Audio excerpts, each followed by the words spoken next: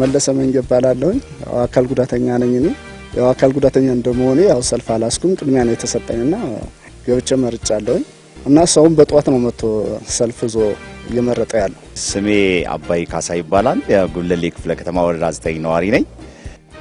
ሰባተኛው ሀገራዊ ምርጫ ፍጹም ዲሞክራሲያዊ ሰላማዊ የሆነ ምርጫን ለመምረጥ በናፍቆት ለከለሊቱ 11 ሰዓት ላይ ነው የተነሳሁት።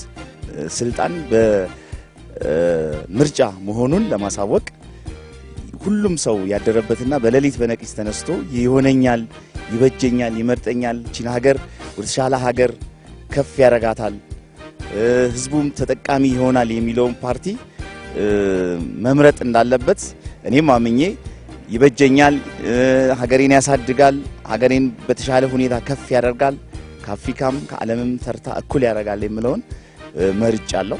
ሁሉም ህዝብ ይህን ዲሞክራሲያዊ ይህን ጊዜ ተጠቅሞ ሁሉም በነቂስ ወጥቶ መምረጥ እንዳለበት ለሀገሩ አሻራውን መጣል አለበት። ስሜ ፍስሐ ገብረ ማርያም ይባላል።